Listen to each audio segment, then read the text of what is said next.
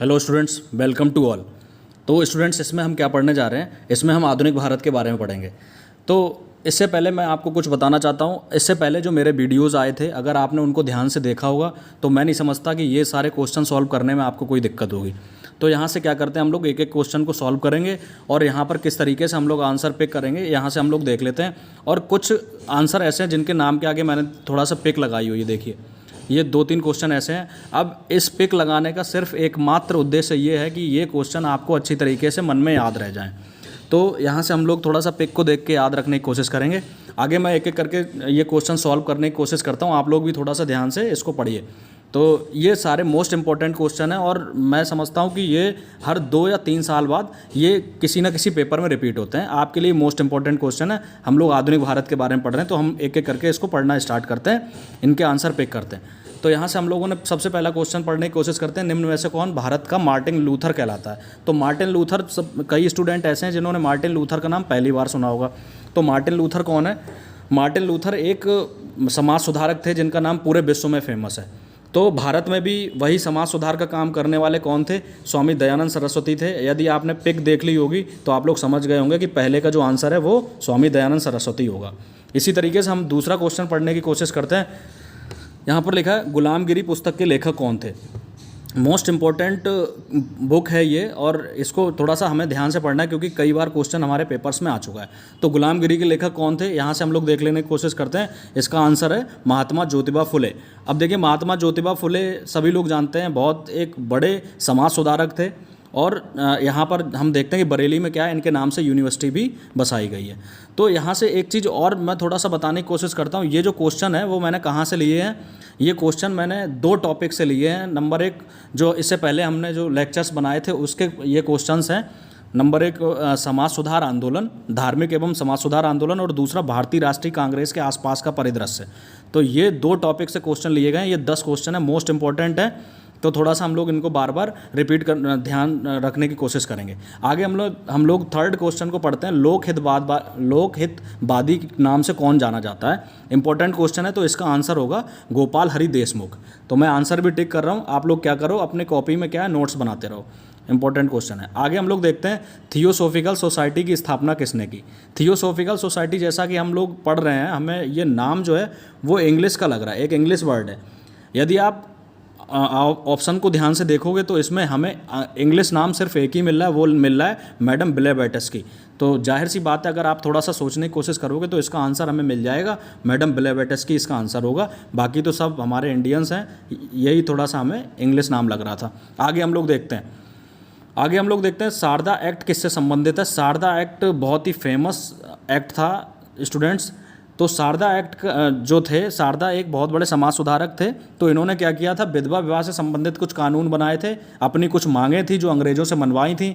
तो यहाँ पर आंसर हमारा हो जाएगा, शारदा एक्ट किससे संबंधित है? विधवा विवाह से संबंधित है। और यहाँ पर क्या है, इन्होंने कुछ एज की भी डिमांड की थी अंग्रेजों से।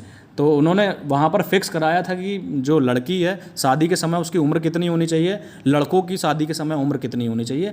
इसीलिए शारदा हमारे इतिहास में बहुत फेमस है और शारदा एक्ट से क्वेश्चन बार बार आता रहता है।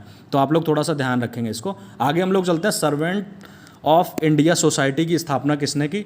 बहुत मोस्ट इंपॉर्टेंट है, कई बार क्वेश्चन आ चुका है, बहुत कॉमन क्वेश्चन है, हर 2 साल बाद हमें किसी भी पेपर में देखने को मिल जाता है। तो सर्वेंट ऑफ इंडिया सोसाइटी की स्थापना किसने की थी? गोपाल कृष्ण गोखले ने की थी। इंपॉर्टेंट नाम है, आप लोग याद रखोगे। उदारवादी नेता थे ये गोपाल कृष्ण गोखले, मैंने आपको बताया भी था उग्रवादी और उदारवादी कौन कौन थे। थोड़ा सा आप लोग उसको भी लेक्चर को बार बार देखोगे। आगे हम लोग चलते हैं, भारत में नारी आंदोलन की प्रेरणा किसकी प्रेरणा से प्रारंभ हुआ? तो नारी आंदोलन किसकी प्रेरणा से प्रारंभ हुआ? अपने आप में कॉम्प्लिकेटिव क्वेश्चन है क्योंकि सभी ये नारियाँ ही हैं, लेकिन हमारे जो आयोग है या हमारी जो बुक्स है उसमें हमें दिया गया ज्योतिबा फुले। तो यहाँ पर हम लोग थोड़ा सा याद रखेंगे ज्योतिबा फुले। यदि किसी स्टूडेंट को डाउट है तो वो उस पर कमेंट भी कर सकता है, लेकिन जो इसका आंसर है वो ज्योतिबा फुले ही दिया गया है बुक्स में। तो आप लोग यहाँ से ध्यान रखोगे। अगर किसी को और कहीं सोर्स से आंसर मिलता है तो वो मुझे कमेंट कर दे, तो उसको देख लेंगे। आगे हमने देखा क्वेश्चन नंबर 8। क्वेश्चन नंबर 8 क्या है? इंडियन एसोसिएशन का संस्थापक कौन था? अब इंडियन एसोसिएशन का संस्थापक कौन था, बहुत इंपॉर्टेंट क्वेश्चन है और मैं इस बात की गारंटी लेता हूँ कि ये क्वेश्चन आप ज़िंदगी में कभी नहीं भूल सकते क्योंकि इसको मैं पढ़ा रहा हूँ। जाहिर सी बात है कि यहाँ पर मेरा नाम लिखा है सुरेंद्र। अगर आप लोग मेरा नाम जानते हो तो यहाँ पर आप लोग इस क्वेश्चन को आसानी से याद रख सकते हो। सुरेंद्र नाथ बनर्जी इंडियन एसोसिएशन के संस्थापक थे। तो यहाँ से मैं समझता हूँ आप लोग हमेशा याद रखोगे। अब आगे देखते हैं भारतीय राष्ट्रीय कांग्रेस की स्थापना किसने की थी। बहुत इंपॉर्टेंट क्वेश्चन है, कई बार आ चुका है। सबसे पहले यहाँ पर कुछ चीज़ें और हमें याद रखनी है कि भारतीय राष्ट्रीय कांग्रेस की स्थापना कब हुई थी। 1885 में हुई थी। यहाँ पर लिख दे रहा हूँ स्टूडेंट्स, 85 यहाँ लिख दे रहा हूँ, 18 यहाँ लिख दे रहा हूँ, थोड़ा सा जगह कम है उधर। तो 1885 आप लोग याद रखोगे। यहीं से क्वेश्चन ऐसे भी बन जाते हैं कि भारतीय राष्ट्रीय कांग्रेस का प्रथम अधिवेशन कहाँ हुआ था। तो प्रथम अधिवेशन कहाँ हुआ था, सभी को पता है, बम्बई में हुआ था। तो ये भी क्वेश्चन कई बार आ चुका है। अब यहाँ से रिलेटेड और भी क्वेश्चंस हैं। अब आप लोग क्या करोगे, कांग्रेस की स्थापना के समय जितने भी इंपॉर्टेंट क्वेश्चन बन रहे हैं उनको आप एक बार पढ़ोगे, उसके बाद मैं इसको डिटेल से समझाऊंगा। क्योंकि अभी हमने कांग्रेस के बारे में पढ़ा नहीं, इसलिए ज़्यादा अभी समझाना ठीक नहीं। अभी नेक्स्ट वीडियो जो आएगा उसमें मैं भारतीय राष्ट्रीय कांग्रेस के बारे में आपको बता दूंगा। तो यहाँ पर जाहिर सीधी सी बात है कि भारतीय राष्ट्रीय कांग्रेस की स्थापना किसने की थी। अगर हम ऑप्शन को सही से देखेंगे, आप लोग ऑप्शन को पिक करना सीखिए। यहाँ पर क्या जो सबसे अलग लग रहा हो वही ऑप्शन हमारा सही होगा। अब देखिए यहाँ से हम लोगों को दो ऑप्शन अलग लग रहे हैं। महात्मा गांधी से कोई मतलब नहीं, सच्चिदानंद सिन्हा से कोई मतलब नहीं है। यहाँ पर दो में आपको कन्फ्यूजन होगा, ए.ओ. ह्यूम और डफरिन। अब देखिए दोनों जो हैं वो भारतीय राष्ट्रीय कांग्रेस से जुड़े हुए थे। अब डफरिन का नाम हम लोग ये हमारा आंसर डफरिन इसलिए नहीं होगा क्योंकि ये उस समय क्या था, यहाँ पर क्या था, ये गवर्नर जनरल था। तो ये यहाँ से नहीं हो सकता क्योंकि स्थापना करने का श्रेय किसको है, ए.ओ. ह्यूम को है। तो यहाँ से हमें अपना आंसर मिल गया, ए.ओ. ह्यूम।